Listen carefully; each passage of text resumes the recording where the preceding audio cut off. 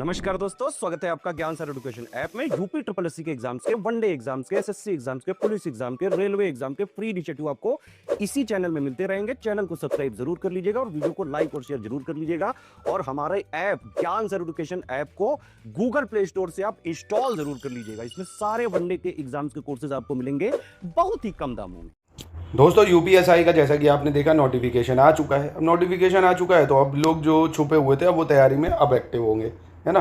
तो यूपीएसआई के लिए 2021 के पहले मैं आपको शायद ये 40 शिफ्ट हैं, 40 पेपर हैं ना, 40 शिफ्टों में ये हुआ था, इसको कराऊंगा। उसके बाद 2017 के भी देखेंगे।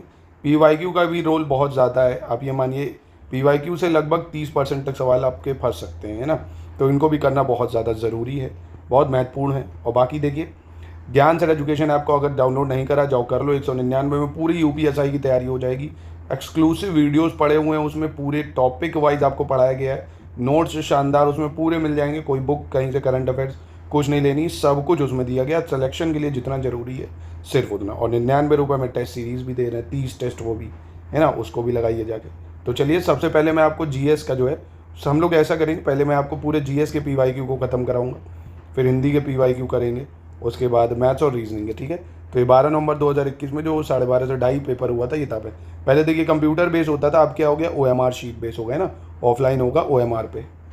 तो थोड़ा एनालिसिस भी करिएगा किस तरह के प्रश्न आते हैं। देखिए जीएस में जो कॉन्स्टिट्यूशन इसमें मूल विधि जो है वो चेंज हो गई। अब आपको बीएनएस पढ़ना पड़ेगा ना, भारतीय न्याय संहिता जो है, और भारतीय साक्ष्य संहिता, वो सीआरपीसी आईपीसी नहीं। तो इस बार देखिए ये नया है, तो इससे आप ये समझिए बहुत ज़्यादा प्रश्न भी आएंगे, तो 3-4 इससे ज़्यादा नहीं आएंगे, है ना। तो इस पे ज़्यादा लोड नहीं लेना है आपको, इससे परेशान हो, बीएनएस पे ज़्यादा डरो मत।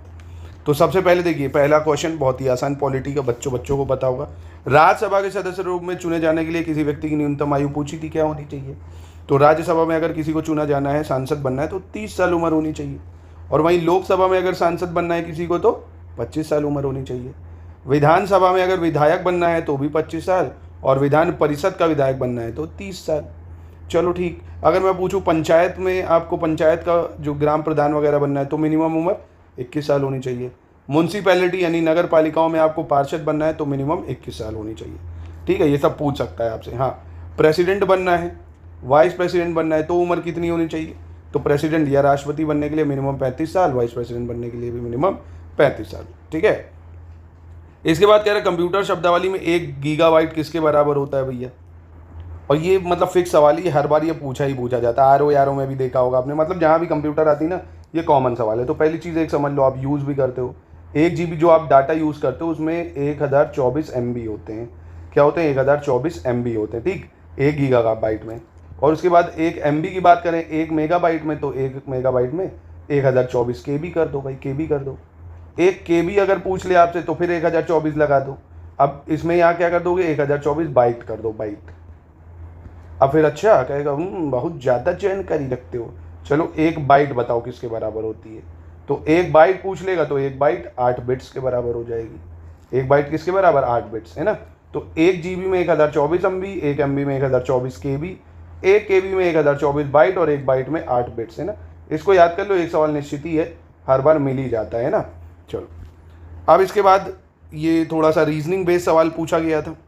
कह रहा है जो क्राइटोग्राफी है ना, sorry cryptography is for translation, यानी कूट लेखन अनुवाद के लिए करा जाता है, कि अनुवाद करना है किसी चीज़ का, तो हम क्रिप्टोग्राफी उसको कहते हैं। तो स्टेगनोग्राफी इज फॉर डिक्टेशन, है ना, क्या ये सही है। Cryptography is for masking message content, और स्टेनोग्राफी इज फॉर डिक्टेशन, यानी कूट लेखन संदेश सामग्री के आवरण के लिए, और स्टेनोग्राफी श्रुत लेख के लिए। कूट लेखन संदेश सामग्री के आवरण के लिए, और स्टेनोग्राफी स्वयं संदेश के अस्तित्व को छापने के लिए। तो बहुत ही आसान था, सी वाला सही है। क्रिप्टोग्राफी क्या है, is for masking message content, और stenography is for hiding the existence of message itself, ठीक है। इसके बाद भारत का केंद्रीय चिड़ियाघर प्राधिकरण यानी सेंट्रल जू अथॉरिटी इंडिया, ये कहाँ पे बना, मतलब कब बना है सेंट्रल जू अथॉरिटी, तो 1992 में बनाई है। सेंट्रल जू अथॉरिटी कब बना था, 1992 में बना था। इसके बाद कह रहा है जो सीआरपीसी था, तो अब ये सीआरपीसी का तो क्वेश्चन हटा ही दो, अब ये है ही नहीं आपके सिलेबस में। मालथूस की थ्योरी कह रहा है, मालथूस थ्योरी ऑफ पॉपुलेशन, ज्योग्राफी पे बेस्ड सवाल है। मालथूस का जनसंख्या सिद्धांत किस अवधारणा पर आधारित था। तो मालथूस ने बोला था ना कि जो जनसंख्या होती है वो जियोमेट्रिक प्रोग्रेशन से बढ़ती है, पर जो आपका फूड सप्लाई है, फूड बनाना मतलब एक तरह से ग्रो करना, वो एपी में ही रहता है। आप कहोगे सर ये जीपी और ज्योमेट्रिक प्रोग्रेशन मतलब जीपी एपी क्या है, आपके सिलेबस में भी है मैथ्स में। देखो जीपी क्या है, जैसे मैंने लिखा 2 4 है ना, 8 16 32, यानी देखो डबल होता जा रहा है ना। एपी में क्या होता है 1 2 3 4, यानी कॉमन डिफरेंस जो है वो एक ही होता है। तो पॉपुलेशन आप देख रहे हो कितनी तेजी बढ़ती है, फूड सप्लाई कम, तो ये मालथूस का सिद्धांत था। इसके बाद कह रहा है राष्ट्रीय सुरक्षा अधिनियम जो है उसके तहत गठित सलाहकार बोर्ड द्वारा अपनाई जाने वाली प्रक्रिया अधिनियम की किस धारा में है, यानी procedure to be followed by advisory board constituted under national security act, ये है धारा 11 में। ठीक है। फिर अर्बन लोकल गवर्नमेंट यानी बात कर रहा है शहरी स्थानीय शासन की बात कर रहा है, म्यूनसिपैलिटीज़ की बात कर रहा है। इसको कौन से कॉन्स्टिट्यूशन अमेंडमेंट से लाए थे, तो 74 कॉन्स्टिट्यूशन अमेंडमेंट एक्ट 1992 से लाए थे। और वहीं पंचायत को 73 कॉन्स्टिट्यूशन अमेंडमेंट एक्ट 1992 से लाए थे। क्या कमेंट बॉक्स में आप बता सकते हो ये दोनों कौन से पार्ट और कौन से शेड्यूल में है? बहुत ज़्यादा इंपॉर्टेंट है, निश्चित है सवाल पूछा जा सकता है, तो यार याद भी रख लो, मैं ही बता देता हूँ। पंचायत अगर आप देखेंगे, पंचायत यानी नगर पंचायत, ये आपका भाग 9 यानी पार्ट 9 में है। और अनुसूची की बात करें शेड्यूल, तो अनुसूची 11 है, शेड्यूल 11 है। और नगर पंचायत की बात करें अगर म्यूनसिपैलिटीज़, तो ये पार्ट 9A में है और शेड्यूल 12 है, अनुसूची 12 है। ये मैं आपको करा दूंगा, पार्ट और शेड्यूल वगैरह आपको याद करवा दूंगा, कोई दिक्कत नहीं है, ठीक है ना। बाकी नहीं तो आप एक देखो, एक यहाँ से डेली PYQ का लेक्चर करो, पूरा शेड्यूल बता दे रहा हूँ आपको। एक ऐप में जाके हमारी ज्ञान सर एजुकेशन ऐप में हिंदी की जो क्लास है उसको करो, एक मैथ्स की क्लास करो, एक रीजनिंग की और एक GS की, ये 4 क्लासें डेली करो, आराम से आपका सब कुछ कवर हो जाएगा। ज्ञान सर एजुकेशन ऐप का नाम है, ज्ञान सर डिस्काउंट कोड लगा देना, 199 में मिल जाएगा ना, तो हो जाएगी तैयारी, परेशान नहीं होना, एक ही जगह लग के बस रिवीजन प्रैक्टिस करते रहिए। फिर कह रहा भारत में सर्वोच्च न्यायालय के जो न्यायाधीश हैं उनकी अधिकतम संभावित संख्या कितनी हो सकती है, तो सुप्रीम कोर्ट के जो जज की स्ट्रेंथ है वो है एक चीफ जस्टिस, भाई एक चीफ जस्टिस होना चाहिए, 33,000 जज, यानी 34 जज हैं। कितने हैं? 34 जज हैं। पृथ्वी के क्षोभ मंडल में सबसे प्रचुर गैस कौन सी है, कह रहा है अर्थ के ट्रोपोस्फेयर में कौन सी गैस मिलती है सबसे ज़्यादा, तो अर्थ के ट्रोपोस्फेयर में यानी क्षोभ मंडल में नाइट्रोजन मिलती है। कौन सी नाइट्रोजन? अब आपने अर्थ का एटमॉस्फेयर पढ़ा ना, ट्रोपोस्फेयर, स्ट्रेटोस्फेयर यानी समताप मंडल जिसको बोलते हैं, इससे भी सवाल बन सकता है समताप मंडल से। समताप मंडल में ओजोन गैस पाई जाती है ना, ये ओजोन गैस हमें UV रेज से बचाती है, स्किन कैंसर नहीं होता है समताप मंडल में। ठीक है। भारत का संविधान का कौन सा अनुच्छेद बिना हथियार के शांतिपूर्ण रूप से एकत्रित होने का अधिकार देता है आपको, right to assemble peaceful without arms, तो ये article 19 clause 1 sub clause B है ना। 19 में हमें 6 फंडामेंटल राइट दिए गए हैं, है ना, तो आपको ये 6 के 6 पूरे याद रहने हैं क्रोनोलॉजी से। Freedom of speech and association, ठीक है, freedom of speech and expression, right to form association, ये पूरे 6 राइट आपको याद होना चाहिए। फंडामेंटल राइट आपके सिलेबस में है और इससे निश्चित ही 100% ही सवाल आता है, वो पूरा मैं आपको 12 से 35 आसानी से याद करवा दूंगा। फिर भारत में किस राज्य सरकार ने सूचना का अधिकार अधिनियम 2005 के तहत सरकारी कार्यालयों और प्राधिकरणों के बारे में जानकारी प्रदान करने के लिए जन सूचना पोर्टल लॉन्च करा था, है ना। कौन सी स्टेट गवर्नमेंट ने जन सूचना पोर्टल लॉन्च करा था, तो राजस्थान ने। करंट अफेयर्स का सवाल था। फिर कह रहा है नेशनल स्टॉक एक्सचेंज की स्थापना के लिए कौन सी समिति बनाई गई थी, है ना। नेशनल स्टॉक एक्सचेंज की जो कमेटी है वो किस कमेटी के हिसाब से बनी थी, तो फेरवानी समिति थी, फेरवानी कमेटी। किस रोग में लाल ग्रंथियों की सूजन के लक्षण दिखते हैं, which of the following disease symptoms of swelling the salivary gland, symptoms of slavering gland, ये दिखते हैं हमें मम्स या कंठमाला या गलगंड रोग, मम्स, कंठमाला या गलगंड रोग। फिर कह रहा है production of human right act provided for, जो मानव अधिकार संरक्षण अधिनियम है उसमें किसके प्रावधान है भैया, मतलब the protection of human right act provide for सबसे पहले राष्ट्रीय मानवाधिकार आयोग, राज्य मानवाधिकार आयोग और मानवाधिकार न्यायालय, ये 3 चीज़, ठीक है, प्रोटेक्शन देता है किससे, national human right commission, state human right commission, human right court, district human right commission इसके अंतर्गत नहीं आता है। फिर कह रहा है legislature does not enjoy the power to amend part 3, यानी फंडामेंटल राइट अमेंड नहीं कर सकते हैं लेजिस्लेचर, ये कौन से मामले में कहा गया था, सीमित करा गया था मौलिक अधिकारों को समाप्त या अमेंड करने की पावर को, Golaknath versus state of Punjab case में, ठीक है। इसके बाद आता है भारत के संविधान के किस अनुच्छेद के तहत भारत के सर्वोच्च न्यायालय की स्थापना हुई है, तो सर्वोच्च न्यायालय की स्थापना हुई है अनुच्छेद 124 में, अनुच्छेद 124। और वहीं हाई कोर्ट अगर पूछ ले तो इसी को उल्टा कर दो, 2 1 4 कर दो, है ना, इन्हीं नंबरों को घुमा दो, 1 2 4 तो इसमें सुप्रीम कोर्ट आ गया, और 2 1 4 कर दो तो इसमें हाई कोर्ट आ जाएगा। एक प्रकार का साइबर अपराध है ये, जहां कंप्यूटर सिस्टम या नेटवर्क कंप्यूटर वायरस से संक्रमित हो जाता भैया, है ना, कोई मेलवेयर अटैक बोलते हैं उसको, है ना, जब कंप्यूटर में कोई वायरस आ जाता है, malware attack. Zaid cropping season जो होता है वो कब होता है भैया, है ना, तो खारिफ, राबी और जैद, ये 3 फसल होती हैं। जैद होती है गर्मियों में भाई, जैद कब होती है, मतलब कह सकते हो मई जून वगैरह में, जो छुट्टी होती है मई जून, उसको बोलते हैं। और वही खारिफ क्रॉप की बात करें तो इसको हम वही जुलाई उलाई में जब मानसून आता है ना तब उगाते हैं और अक्टूबर में काट लेते हैं। तो मैं तो याद करता हूँ इसको ऐसे भैया, होली से दिवाली, है ना, होली से जो क्रॉप दिवाली चलती है उसको खारिफ बोल देते हैं, और जो दिवाली से होली चलती है उसको राबी बोल देते हैं। मतलब सर, मतलब ये होली में बोएंगे, दिवाली में काटेंगे, बोई बोई, और राबी फसल को दिवाली में बोएंगे, होली में काट लेंगे। तो ये होता है भाई, है ना। और जैद तो खीरा, ककड़ी, तरबूज, ये सब गर्मियों की छुट्टी में।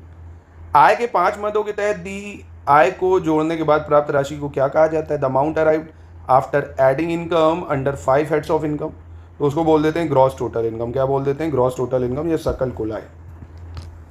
इसके बाद भारतीय संविधान के निम्नलिखित अनुच्छेदों में से कौन सा अनुच्छेद राष्ट्रपति चुनाव की प्रक्रिया से संबंधित है। विच of the following article of Indian constitution deals with the manner of election of president. बहुत इंपॉर्टेंट है, राष्ट्रपति के चुनाव की प्रक्रिया अनुच्छेद 55 में दी है, याद रखना। किस में दी है, अनुच्छेद 55 में, ठीक है। 72 भी काफ़ी ज़्यादा इंपॉर्टेंट है, इसमें राष्ट्रपति की क्षमा करने की शक्ति दी है, पार्डनिंग पावर दी हुई है ना, पार्डनिंग पावर ऑफ प्रेसिडेंट, काफ़ी इंपॉर्टेंट आर्टिकल है, पूछा जा सकता है। 60 में शपथ बताता है, राष्ट्रपति जो ओथ लेता है उसके बारे में। और आर्टिकल 61 भी याद रखो, इंपॉर्टेंट है, राष्ट्रपति पे जो महाभियोग लगाया जाता है ना, महाभियोग यानी इम्पीचमेंट लगाया जाता है, ये आर्टिकल पूछे जा सकते हैं आपसे। इसके बाद है, निम्नलिखित में से कौन एनआरआई और निर्यात उन्मुख इकाइयों के प्रस्ताव, पंजीकृत वस्तुओं, उपकरणों के आयात के लिए इक्विटी मुद्दों से संबंधित प्रार्थना पत्र वगैरह देखता है ना। तो ये है department of industrial policy and promotion, है ना। देखिए 40 प्रश्न आने, ऑब्वियसली 40 में से 40 आपको नहीं आएंगे मोस्टली लोगों को, पर आपका टारगेट ये होना चाहिए आप 30 से 35 तो अचीव कर पाओ ना। इस टाइप के प्रश्न टफ होंगे, छूट जाएंगे, कोई दिक्कत नहीं। अटेम्प्ट तो करोगे ही भाई, नेगेटिव मार्किंग है नहीं, कर लो अटेम्प्ट, कोई दिक्कत नहीं, है ना। फिर who is vested with power in assessing and determining the market value of land acquiring under the right to fair compensation and transportation, यानी भूमि अधिग्रहण, पुनर्वास और पुनर्स्थापन अधिनियम जो है उसके हिसाब से कह रहा उचित मुआवजा और पारदर्शिता के अधिकार के तहत अधिग्रहित भूमि के बाजार मूल्य का आकलन निर्धारण कौन करता है, तो ये करता है डिस्ट्रिक्ट कलेक्टर, यह समाहर्ता। तो ये मूल विधि में मतलब जो मेंशन है ना लॉज, ये उन्हीं पे बेस्ड सवाल है।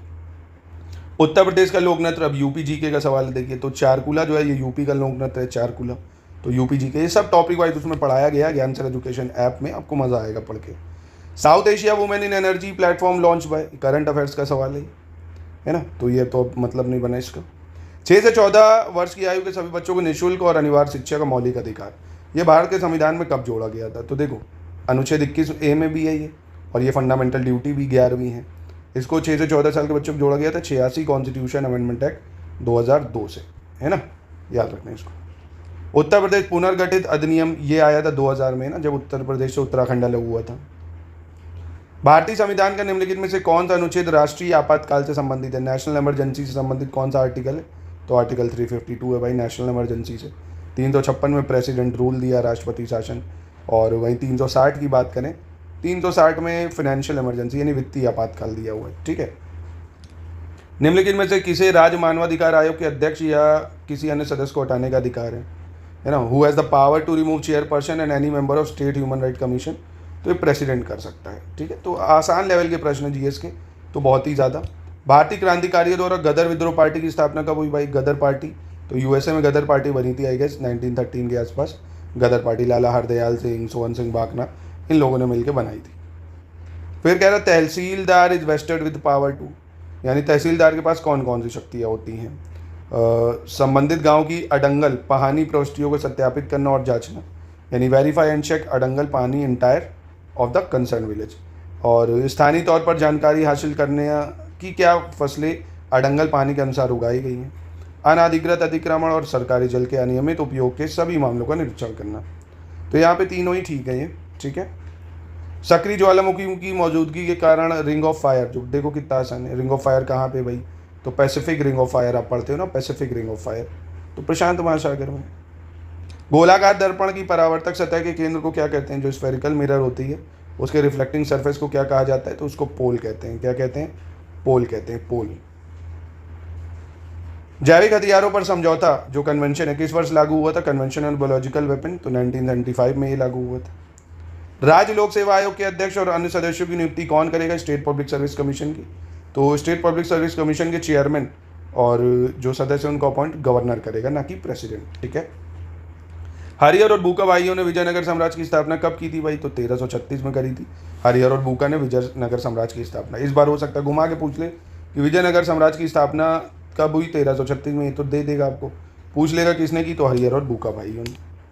भारत में कौन सर्वोच्च है भाई? Supreme court, parliament, prime minister, संविधान में। तो ऑब्वियसली संविधान से बड़ा कुछ नहीं है, क्योंकि इन सभी को पावर तो संविधान ही देता है ना। और अगर जनता हो तो जनता से बड़ा कुछ नहीं भैया, जनता को भी पावर संविधान देगा। जनता ही के द्वारा चुने गए लोगों ने तो संविधान सभा बनी थी ना। फिर आता है 97 constitution assembly 2011 added which directive principle Indian constitution? तो to promote cooperative society, article 43 में भी है, 43B में सहकारी समितियों को बढ़ावा देना। इसको ऐड करा गया था 97 कॉन्स्टिट्यूशन अमेंडमेंट एक्ट 2011 से। फिर मोटर व्हीकल एक्ट आ जाता है। मोटर व्हीकल एक्ट 2019 में जो अमेंडमेंट करा गया है, the fine amount for offences committed by juvenile, अगर कोई नाबालिग, कोई मतलब किशोरी जो है उल्लंघन करता है ट्रैफिक नियमों का, तो इसके तहत 25,000 रुपये का जुर्माना लगाया गया है। ठीक है। भारतीय संविधान की प्रस्तावना में प्रयुक्त निम्नलिखित में से किस शब्द पद का अर्थ है विशेषाधिकार का अभाव? तो ये है इक्वालिटी, है ना, इक्वालिटी। अब देखो, आपने अगर एनालिसिस करी होगी, अभी और भी पेपर करेंगे जब, तो और अच्छा मजा आएगा आपको। आप खुद यहाँ नोटिस कर पाएंगे सबसे ज़्यादा जो रोल है वो कॉन्स्टिट्यूशन का है। कॉन्स्टिट्यूशन से कम 15 से 18 सवाल हैं। जीएस जो है ना, history, geography, polity, history, geography, science, इनसे मिलाओगे तो बहुत ज़्यादा 3 सवाल निकलेंगे। यूपी जीके से 2-4 निकलेंगे। तो सबसे ज़्यादा मैं आपसे ये कहूँगा आप कॉन्स्टिट्यूशन पे फोकस करें सबसे ज़्यादा, है ना। और जो मूल विधि है उस पर फोकस करें। मूल विधि के जो और नियम है, आईटी एक्ट, ये सब दुनियादारी के, मोटर व्हीकल वाले, इनको। बीएनएस के लिए इतना ज़्यादा लोड ना ले, नहीं याद होंगे आर्टिकल बीएनएस के, कोई बात नहीं, 2-3 सवाल आएंगे, आप छोड़ सकते हो। उसके लिए पोथी पढ़ने की ज़रूरत आपको नहीं पड़ेगी। स्मार्ट तैयारी करनी है तो टू द पॉइंट चीज़ें जो ज़रूरी है सिर्फ उतना पढ़ो। कॉन्स्टिट्यूशन पे पकड़ बनाओ, सबसे ज़्यादा सवाल यहीं से आते हैं। ठीक है। और जीएस वगैरह में जितना हम टेस्ट और अपने में कराया रखा है ना, जो वीडियोज़ में पढ़ा रखा है, बस उसी को पढ़ लेना, उतने नोट से इनफ रहेगा वो। ठीक है। तो ज्ञान सर एजुकेशन ऐप पे चले जाओ, ज्ञान सर डिस्काउंट लगाना मत भूलना, ज्ञान सर डिस्काउंट।